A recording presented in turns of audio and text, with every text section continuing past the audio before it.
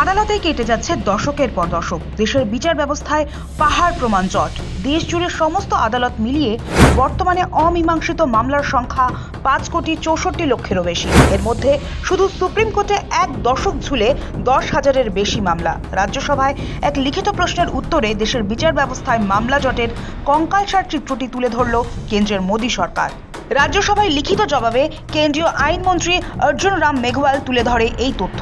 তিনি জানান, দেশ জুড়ে সমস্ত আদালত মিলিয়ে অমীমাংসিত মামলার সংখ্যা 5,64,00,000-এরও বেশি।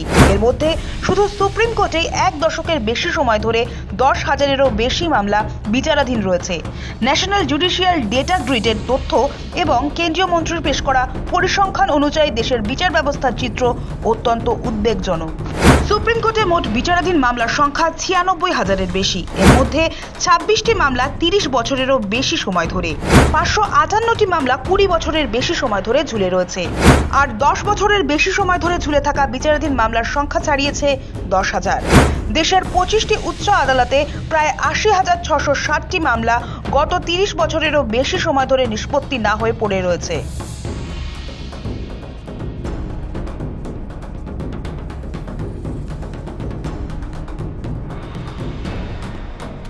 মামলা ঝুলে থাকার নেপথ্যে কি কারণ?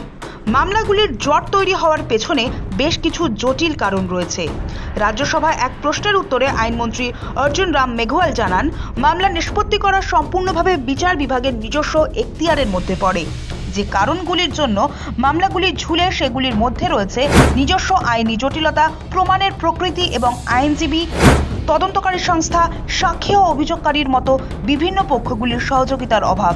দেশে ঝুলে প্রায় 4 লক্ষ মাদক মামলা। ঝুলে থাকা মাদক মামলাগুলির বিচার প্রক্রিয়ায় গতি আনতে চাইছে কেন্দ্র। কোনো রাজ্যে 50 থেকে 60,000 মামলা বিচারাধীন রয়ে গিয়েছে। এক সর্বভারতীয় সংবাদ মাধ্যমের প্রতিবেদন অনুযায়ী দেশে এখনও প্রায় 3,96,000 মামলা বিচারাধীন রয়েছে। তার মধ্যে পশ্চিমবঙ্গেও প্রায় 11,000 মামলার এখনও নিষ্পত্তি হয়নি। এই অবস্থায় মাদক মামলার শুনানির জন্য সব রাজ্যকে বিশেষ আদালত গঠনের উপরে জোর দিতে বলেছে কেন্দ্র। পশ্চিমবঙ্গের বহু মামলা বিচারাধীন অবস্থায় পড়ে থাকলেও মাদক মামলাগুলির জন্য নির্দিষ্ট কোনো বিশেষ আদালত নেই। প্রতিবেদন অনুযায়ী পশ্চিমবঙ্গের 6টি বিশেষ আদালত গঠনের কথা বলা হয়েছে। কলকাতা, হাওড়া, উত্তর 24 পরগনা, পূর্ব বর্ধমান এবং মুর্শিদাবাদ এই জেলাগুলিতে বিশেষ আদালতগুলি তৈরির পরামর্শ দিয়েছে কেন্দ্র।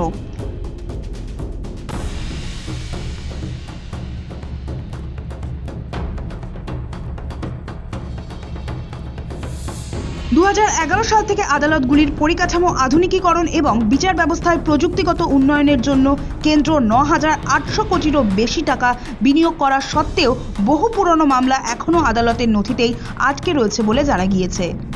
দেশ জুড়ে ঝুলে থাকা মামলা এবং শুধুমাত্র সুপ্রিম কোর্টে ঝুলে থাকা মামলার যে পরিসংখ্যান তুলে ধরেছে কেন্দ্রীয় সরকার, তাতে একটা বিষয় স্পষ্ট, পাহাড় প্রমাণ মামলার এই দীর্ঘসূত্রিতা সাধারণ মানুষের ন্যায় পাওয়ার পথকে যে দীর্ঘায়িত করছে তা নিয়ে উদ্বেগ থেকেই যাচ্ছে। ব্যুরো রিপোর্ট, সময়, কলকাতা।